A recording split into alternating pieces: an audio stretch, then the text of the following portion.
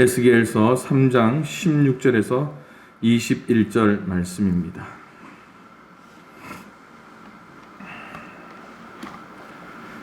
함께 봉독하겠습니다. 7일 후에 여호와의 말씀이 내게 임하여 이르시되 인자야, 내가 너를 이스라엘 족속의 파수꾼으로 세웠으니 너는 내 입의 말을 듣고 나를 대신하여 그들을 깨우치라.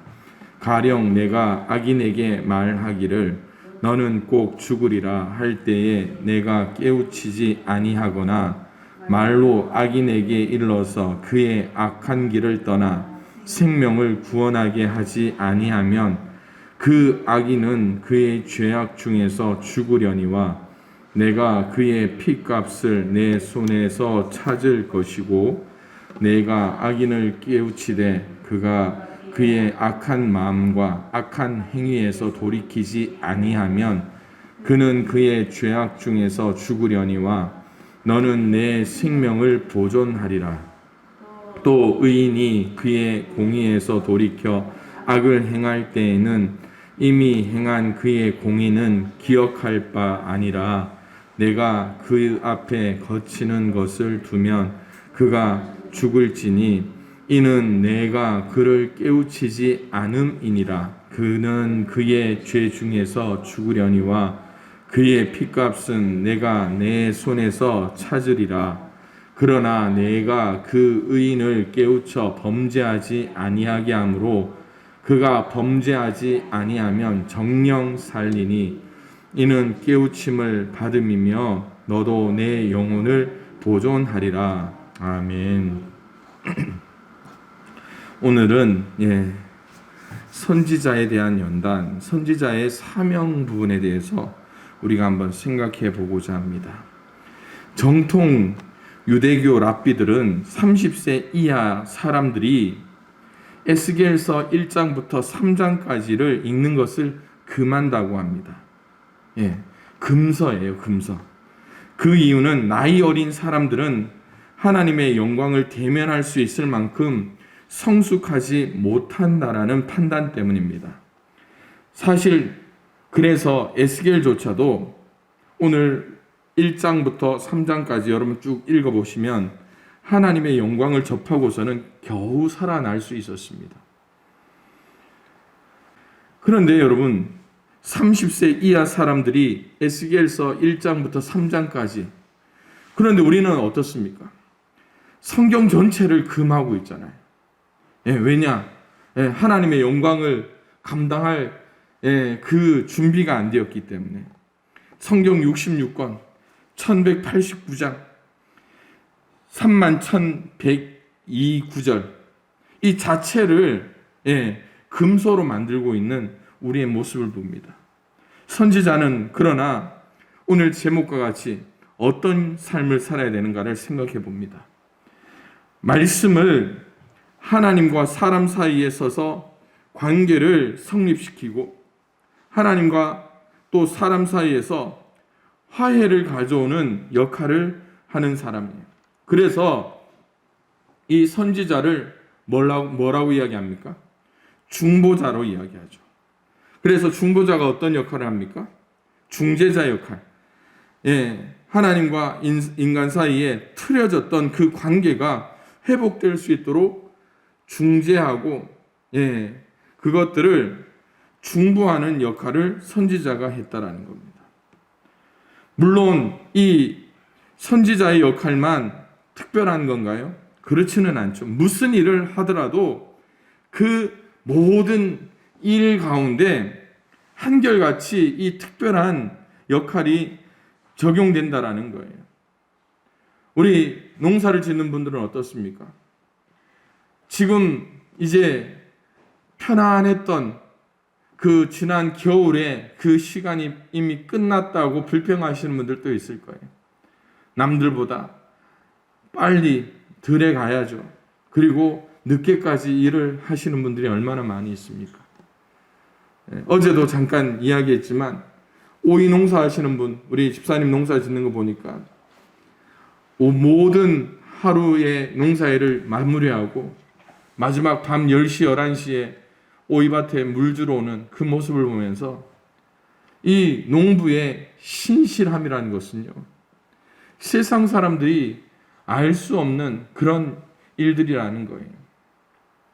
요즘 텔레비전에 보니까 지난 동계올림픽 때 메달을 땄던 이 쇼트트랙 선수들이 나와서 이 예능 프로에 많이 나옵니다. 그런데 이 국가대표 선수들의 삶이 얼마나 멋지고 또 많이 화려합니까? 그런데 그 예능 프로를 보면서 좀 많이 와닿았던 것 중에 하나가 그거예요. 일찍 이 국가대표를 은퇴한 선수가 하는 한마디가 제 마음에 많이 와닿더라고요. 선수 생활할 때는 아파도 약을 마음대로 못 먹고, 아파도 이 모든 걸 이렇게 컨디션과 직결해서 생각해야 되는, 또 병원에서 처방해 주는 약도 마음대로 못 먹는다는 거예요. 왜냐하면 약의 성분 하나가 나중에 그 국가대표 선수로서 나갔다가 도핑 테스트에 걸릴 수 있기 때문에. 그래서 은퇴한 선수가 하는 이야기, 은퇴하자마자 몸이 아파서 병원 가서 약을 지었는데 그 약을 마음껏 먹을 수 있다는 것이 너무 행복했다라는 거예요. 오늘 무엇을 맡았다라는 것은요, 우리는 어떠한 특권 의식에 사로잡힐 때가 얼마나 많이 있습니까? 그런데 우리에게 뭔가가 맡겨졌다라는 것은 특권이 아니에요. 책임의 삶입니다. 오늘 대통령을 뽑는 투표를 했잖아요. 지금 다들 여당이나 야당 한결같이 하겠다라는, 바꾸겠다 이야기하는. 뭘 바꾸겠습니까? 지금까지 우리나라 정치는요, 특권 의식에 잡혀있는 정치를 많이 했습니다. 그래서 뽑히기 전에는 굽신거리면서 한 표를 달라고 이야기하지만, 뽑히고 나면 어떻게 합니까? 뽑은 사람 위에 군림하는 특권층이 되어서 살게 되는 모습이죠. 그래서 우리가 기도할 때도 그렇습니다. 특권의식으로 살아가는 지도자가 아니라 책임의식으로 살아가는 그러한 지도자가 뽑힐 수 있도록 여러분들이 기도해야 될 것 같습니다. 다시 성경으로 돌아와서 에스겔의 삶을 한번 되돌아봅니다. 선지자에 대한 연단이 어떤 것인가를 우리는 생각해야 되죠. 에스겔은 하나님의 영광을 보면서 얼굴을 땅에 대고 엎드리지 않을 수가 없었습니다. 이후 일주일 동안 말문이 막혀 입도 열지 못했던 것입니다.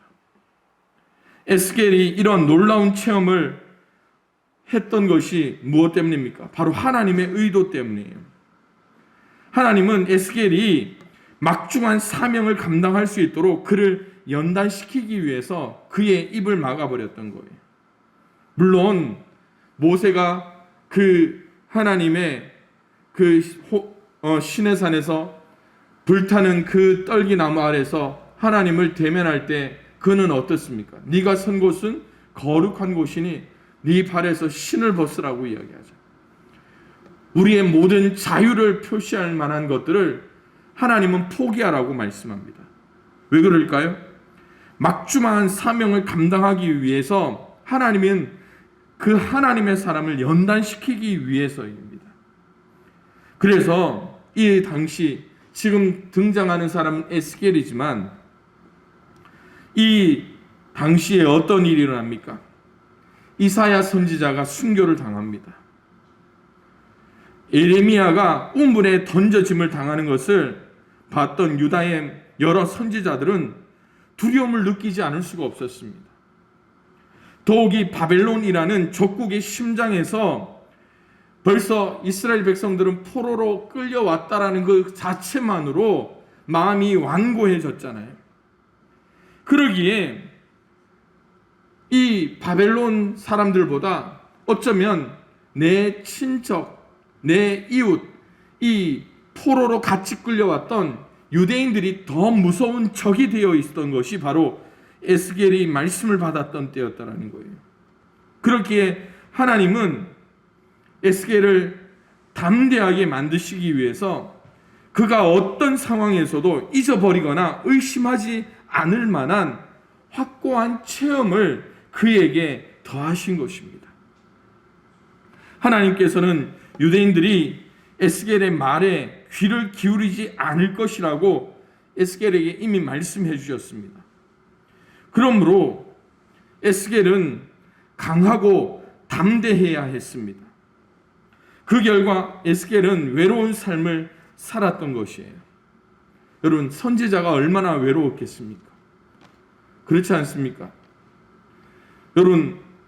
여러분들도 오늘 말씀을 통해서 조금 내가 예배에 조금 더 열심히 참여해야 되겠다라는 그러한 결단을 좀 해주십시오. 하나님은 이미 에스겔에게 이스라엘 백성들이 귀를 닫을 것이라는 말씀을 사인을 주시죠. 그래서 뭐 했다고요? 에스겔은 더 강하고 담대하게 하나님의 말씀을 전했다라는 거예요. 그래서 많은 사람들은 에스겔 선지자를 향해서 몽상가라고 생각합니다. 꿈꾸는 자로 그냥 치부해버립니다.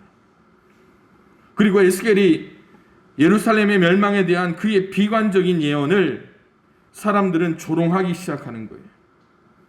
물론 부정적인 예언에도 불구하고 에스겔은 결코 희망을 잃지 않습니다. 그는 현재의 비극은 다음에는 하나님께서 택하신 백성을 회복시키시기 위해 주는 그런 하나님의 사인, 다시 말씀드리면 지금은 암울하지만 밝은 미래가 있음을 꿰뚫어 보게 하는 그러한 하나님의 사인이었습니다. 따라서 하나님께서는요, 이 에스겔의 신앙을 흔들리지 않게 하기 위해서 하나님의 영광을 바라보게 했다라는 겁니다. 더욱이 하나님의 영광을 환상 중에 꿰뚫어 보면서 에스겔은 어떻습니까? 에스겔은 제사장 훈련을 받은 사람이었습니다.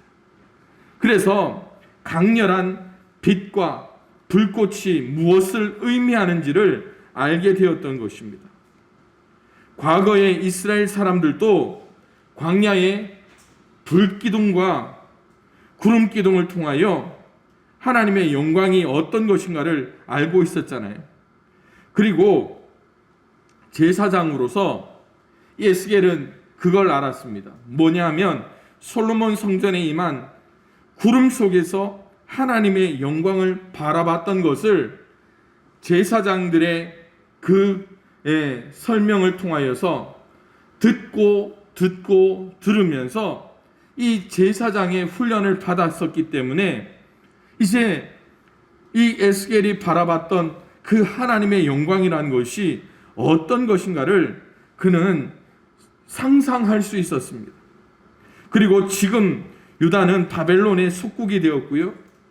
또 백성들은 포로 신세에 처해져 있었습니다. 그러나 그러한 때에 바벨론에서 하나님의 영광이 에스겔에 나타났다라는 것은요, 모든 어려움과 낙심 가운데 희망을 가질 수 있었다라는 것입니다. 여러분들도 마찬가지죠. 힘들 때 하나님의 말씀이 여러분 속에 위로의 말씀으로 다가온다면 얼마나 멋지고 하나님께서 우리와 함께 하신다라는 것을 알 수 있을까요? 그러기에 저는요, 오늘 제목을 선지자에 대한 연단이라고 말씀드렸지만 선지자의 삶이 어떤 것인가를 우리는 한번 상상할 수 있게 됩니다. 물론 저는 신학 공부를 하면서 이제 목사의 삶을 살 때 많은 선배 목사님들이 여러 가지 이야기를 합니다. 무슨 이야기를 하냐면 목사는 3가지 준비를 해야 한다고 이야기합니다. 그 첫 번째가 항상 말씀 준비를 하라는 거예요. 어디에서라도 하나님의 말씀을 증거할 준비를 해 있어야 한다. 또 하나, 이사 준비를 하라는 거예요. 언제라도 하나님이 보내신다면 어디라도 갈 준비를 하라. 또 하나, 죽을 준비를 하라는 겁니다. 이게 물론 요즘 시대에는 조금 많이 멀어졌죠. 편안하니까. 그런데 이 세 가지 준비의 삶이라는 것은 어쩌면 선지자의 삶에 반드시 필요한 것이라면 그 세 가지 부담만으로도 선지자에 대한 연단이 아닌가 하는 생각을 합니다. 그래서 저는 오늘 이 에스겔서를 통하여서 선지자의 삶에 주어진 몇 가지 조건을 여러분들과 나누려고 합니다. 그 첫 번째는 파수꾼의 사명을 감당하라고 이야기합니다. 말씀 17절에 보니까 이렇게 말씀합니다. 인자야, 내가 너를 이스라엘 족속의 파수꾼으로 세웠으니 너는 내 입의 말을 듣고 나를 대신하여 그들을 깨우치라 하고 말씀합니다. 여기서 파수꾼이란 말은 어떤 의미입니까? 파수꾼이란 응시하다, 망을 본다라는 뜻입니다. 성벽의 망대나 탑 같은 곳에 서서 적이 침입해 오는지를 살피는 자가 파수꾼입니다. 에스겔은 이스라엘 백성의 개개인의 영혼의 보초요, 그들의 영적 건강을 책임지는 목자의 사명을 지닌 것입니다. 따라서 에스겔은 이미 포로 생활을 하고 있던 백성들과 또 임박한 심판에 직면하고 있던 유다에 대하여 경고의 메시지를 전하면서 그들로 죄에서 돌이키게끔 하는 사명을 위임받게 되는 것입니다. 특별히 나를 대신하여 그들을 깨우치라 말씀합니다. 여러분, 이스라엘의 죄로 인한 심판의 메시지를 선포함으로 그들의 잘못됨과 죄악을 깨닫게 하라는 말씀입니다. 그래서 이 17절 이후의 말씀을 통하여서 에스겔에게 주는 그 말씀이 뭡니까? 나를 대신하여 그들을 깨우치라는 게 뭡니까? 18절 이하에 이렇게 말씀합니다. 가령 내가 악인에게 말하기를 너는 꼭 죽으리라 할 때에 내가 깨우치지 아니하거나 말로 악인에게 일러서 그의 악한 길을 떠나 생명을 구원하게 하지 아니하면 그 악인은 그 죄악 중에서 죽으려니와 내가 그의 핏값을 내 손에서 찾을 것이고 내가 악인을 깨우치되 그가 그의 악한 마음과 악한 행위에서 돌이키지 아니하면 그는 그의 죄악 중에서 죽으려니와 너는 내 생명을 보존하리라 하시는 거예요. 이것이 바로 파수꾼의 그 사명이며 또한 파수꾼의 책임이라는 것을 말씀합니다. 이게 무슨 말씀이냐면 여러분, 파수꾼은 신호등과 같은 삶을 살아야 된다는 거예요. 너 죽을 수 있어. 조심해. 여러분, 그 말을 듣는다면 기분 좋을 사람이 있습니까? 없습니까? 없어요. 그러나 경고할 건 경고해야 된다고 말씀하고 있는 거예요. 그런데 나를 대신하여 그들을 깨우치라. 그 사명을 받은 이 선지자가 사람들이 그걸 듣고 안 좋아하니까 놔둔다면 그 책임이 누구에게 돌아온다는 겁니까? 예, 선지자에게 돌아올 것이라고 말씀합니다. 그러기에 파수꾼은 결과에 대한 책임이 없지만 한 가지 책임은 있습니다. 무슨 책임입니까? 말씀을 증거할 사명에 대해 잊어버리는 거예요. 그래서 여러분, 말씀 증거가 중요하다는 거예요. 오늘날 수많은 설교가 유튜브나 또 영상을 통해서 흘러나옵니다. 여러분, 그렇기 때문에 우리가 예배를 소홀히 하면 될까요? 안 될까요? 안 됩니다. 그럼에도 우리에게 필요한 말씀. 그래서 여러분, 예배에 대해 중요성을 느끼셔야 돼요. 특별히 이 목사, 선지자의 역할을 감당하는 목자로서의 목사의 삶을 여러분들이 잘 좀 이해해 주셔야 돼요. 무슨 어떤 말씀입니까? 앞서 세 가지 준비. 무슨 준비입니까? 말씀 준비예요. 돌아서면 말씀. 그래서 저희 가족들이 뭘 할 때 항상 저의 눈치를 봐요. 무슨 눈치를 봅니까? 설교 준비가 됐나? 말씀 준비가 됐나? 저녁에 늦게까지 아침 말씀 묵상 준비를 해야지 이제 집으로 들어가잖아요. 그러면 그 전에는 아이들이 저하고 놀고 싶어도 마음대로 놀지 못합니다. 그뿐만이 아니죠. 예, 저희 가족들이 늘 하는 이야기가 어디 여행 한번 마음 편히 못 간다라는 거예요. 왜냐하면 주일 돌아서면 또 주일. 그런데 여러분, 주일과 주일 사이가 6일입니다. 그런데 그 중간에 기가 막히게 뭐가 있습니까? 수요 예배가 있어요. 그러니까 하나님이 쉬지 못하게 하는 거예요. 어쩌면 여러분, 하루에 일주일에 만들어지는 설교 파일 숫자가 10개가 됩니다. 10개가.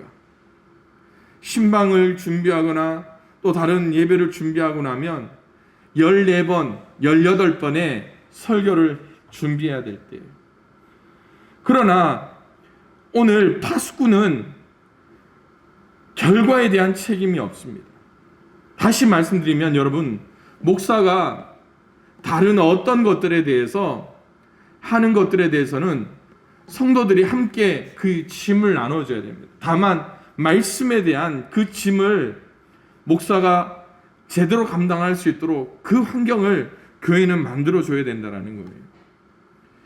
그러기에 여러분들도 그러한 파수꾼의 사명이 있다는 것을 기억하셔야 돼요. 이를 위해 먼저 하나님의 말씀을 바로 들어야 합니다. 하나님은 너는 내 입의 말을 듣고라고 말씀하셨어요. 17절에 뭐라고 합니까? 너는 내 입의 말을 듣고 나를 대신하여 그들을 깨우치라. 혼자 생각하는 것을 이야기하는 것이 아니에요. 하나님의 입의 말씀이에요. 말씀은 내 말이 아니라 하나님의 말씀입니다. 파수꾼은 자기를 전하는, 자기의 생각을 전하는 사람이 아닙니다. 하나님의 말씀을 전하는 통로예요. 여러분, 여기 마이크가 하나 있습니다. 이 마이크가 하는 역할이 뭡니까? 제가 하는 것을 이 마이크를 통해서 저기 기계로 들어가서 기계에서 다시 전선으로 해서 양쪽 스피커로 내보내는 역할을 해요. 이게 아무리 비싼 거라고 해서 자기 마음대로 이야기하지 않습니다. 전하는 자의 말을 듣고 그 소리, 음성을 통하여서 전파하는 것이 이 마이크의 역할이에요. 파수꾼이 바로 그런 겁니다. 그래서 복음의 가치를 깨닫고 복음만을 전하고자, 그리고 영혼의 가치를 인정하고 한 생명이 천하보다 귀하다는 것을 깨닫고 전하는 것이 이 파수꾼, 선지자의 역할이며 또한 그것을 위해 우리는 연단받고 있다는 것입니다. 그래서 고린도전서 9장 16절에 사도 바울이 그런 이야기 하잖아요.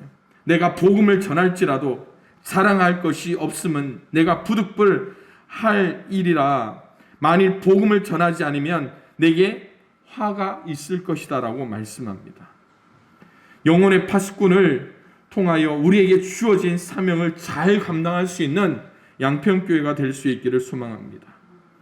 또한 이 파수꾼의, 이 선지자에게 주어진 또 하나의 말씀이 무엇인가 하면, 신앙이라는 것은요, 지금의 중요성을 깨달을 수가 있어야 됩니다. 파수꾼의 책임에 대해서 말씀하시는 두 번째 예가 바로 의인에 대한 예입니다. 의인이 20절에 이렇게 말씀합니다. 의인이 그의 공의에서 돌이켜 악을 행할 때는 이미 행한 그의 공의는 기억할 바가 아니라라고 말씀합니다. 의인이란 그리스도를 믿음으로 의롭게 된 자를 말씀합니다. 구약의 율법과 계명을 지키는 자에게는 신실한 자를 말씀하는 거예요. 그리고 절대적인 의를 말하는 것이 아니라 상대적인 의, 그리고 신약에 와서는 법률적인 의를 우리에게 보여주고 있습니다. 결국 예를 들고 있는 의인은 언제든지 그 반대 상황, 즉 악인의 모습으로 돌이킬 수 있음을 우리에게 보여주고 있습니다. 그런데 공의에서 돌이켜 악을 행할 때는 이라는 것은 가정법이 아니라 실제로 그렇게 된다라는 것을 우리에게 보여주고 있습니다. 그래서 의인이 악인이 악인으로 돌아설 수 있다라는 것을 보여주고 있습니다. 그래서요, 사랑하는 성도 여러분, 사도 바울이 빌립보서 2장에 두렵고 떨림으로 너희 구원을 이루라 하시는 말씀이 있습니다. 현재의 삶, 구원받은 자로서 지금 이 신앙에 대해서 우리가 반드시 중요성을 깨달을 수가 있어야 됩니다. 그런데 우리의 신앙이 조금씩 어떻게 됩니까? 성장해 나가면서 조금 세속화되어 가는 것을 보게 돼요. 예를 들어볼까요? 지난주에 소천하신 우리 윤모순 성도님 큰아드님이 교회에 와서 저에게 이야기를 합니다. 목사님, 우리 어머니 좋은 데 갈 수 있도록 기도해달라고. 여러분, 그분의 생각대로 제가 기도해서 좋은 데 갈 수 있으면 여러분, 그걸 뭐라고 이야기합니까? 뭐라고 이야기할까요? 대박이죠. 여러분, 나중에 좋은 데 가고 싶으신 분 교회 와서 목사님한테 잘 보여야죠. 현재적 신앙이 아니라 미래, 과거적 관점에서 바른 말은 아니죠. 죽었다 하면 이미 우리 영혼은 하나님 품에 안겨서 혹은 심판으로, 그리고 마지막에 우리 주님이 재림하실 때에 심판을 통하여서 어떻게 합니까? 영원한 심판, 영원한 생명으로 나눠지게 되죠. 그런데 우리는 과거를 중요하게 여깁니다.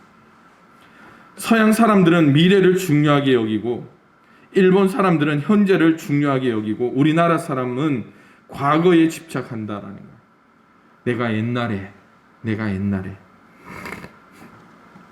실제로 우리는 미래를 설계하는 측면보다 과거를 돌아보는 성향에 집착합니다. 과거 지향적인 사람입니다. 늘 옛날 생각, 지난 날의 향수, 그리고 미련에 사로잡혀 살 때가 많습니다. 그러나 여러분, 오늘 선지자는 지금의 신앙, 그리고 그 지금의 신앙을 통하여서 앞으로 하나님 앞에 맡겨진 삶을 우리가 살아가야 된다는 것입니다. 그러기에 지금 우리가 자랑할 것, 또 지금의 삶에 얽매여서는 안 된다라니, 현실에 충실하며 그 현실 가운데서 말씀의 삶으로 돌아설 수 있는 저와 여러분들의 신앙이 될 수 있기를 소망합니다. 마지막으로 여러분, 선지자의 이 연단이 무엇일까? 그것은요, 말씀을 듣는 사람이 아무리 패역한 족속이라 할지라도 그들에게 말씀을 전해야 된다는 거예요. 아무리 미워도 말씀을 전하라는 거예요. 하나님은 권능으로 임하여 그발 강가에서 보였던 그 영광을 다시 체험케 하고 주의 영이 임하여 이제 에스겔에게 말씀을 전하게 합니다. 그리고 집에 돌아가 문을 닫도록 하십니다. 그리고 무리가 줄을 놓아 동여 매기에 나오지 못할 것을 말씀하시고, 또한 하나님께서 에스겔에게 혀를 입 천장에 붙게 하여 말도 못하는 자가 되게 하십니다. 이는 패역한 족속이기 때문입니다. 그래서 3장 26절에 보니까 내가 내 혀를 내 입 천장에 붙게 하여 내가 말 못하는 자가 되어 그들을 꾸짖는 자가 되지 못하게 하리니 그들은 패역한 족속이라. 여러분, 하나님께서 에스겔에게 패역한 자에 대하여 보여주시고 말씀에 대한 그 사명을 감당케 하셨는데, 하나님은 어떻게 해요? 내 혀를 입 천장에 붙게 한다. 우리 말대로 하면 혀가 말려 들어가게 한다라는 거예요. 여러분, 혀가 말려 들어간다라는 게 어떤 의미인지 아시잖아요. 그 혀가 말려 들어가는 사람이 산다라는 겁니까? 죽는다라는 겁니까? 죽는다라는 거예요.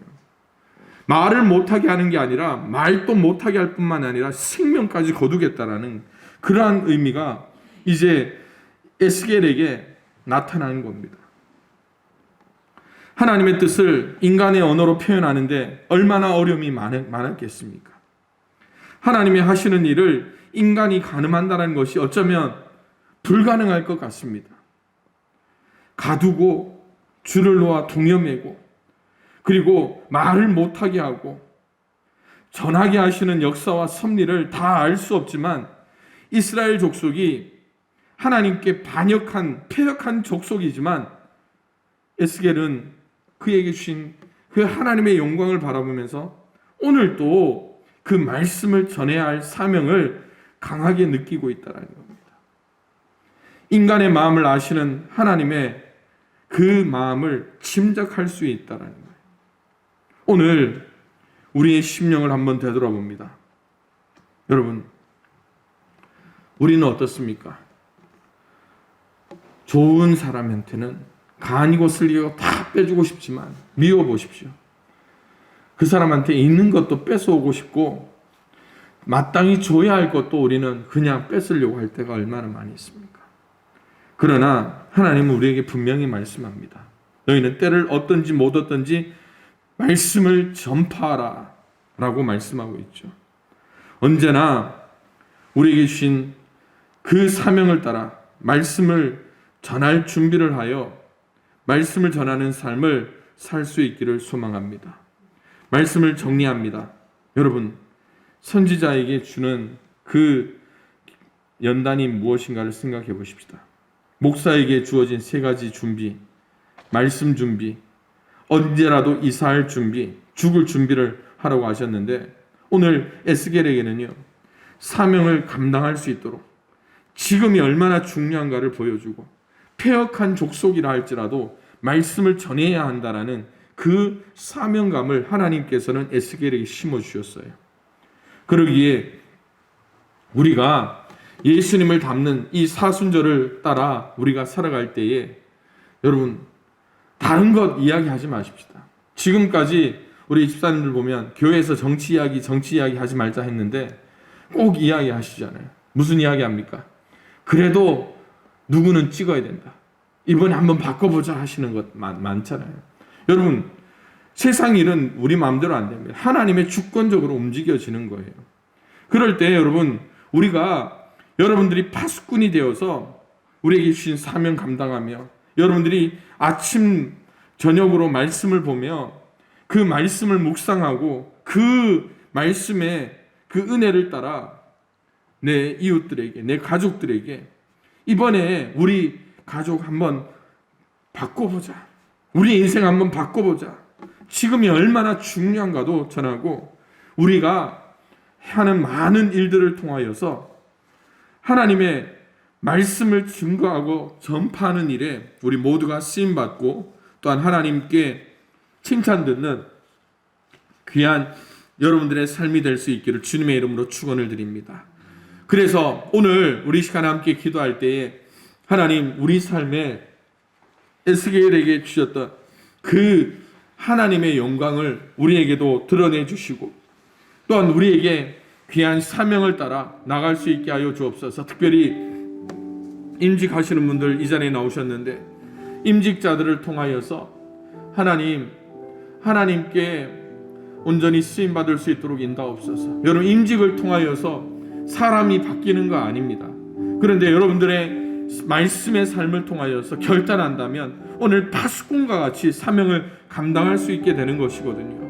그러기 하나님 오늘 우리에게 주신 귀한 직분을 따라 다시 한 번 더 에스겔이 주셨던 그 영광을 바라보며 하나님의 사명 감당할 수 있게 해달라고 우리 주여 한번 크게 외치고 말씀을 생각하며 기도하겠습니다.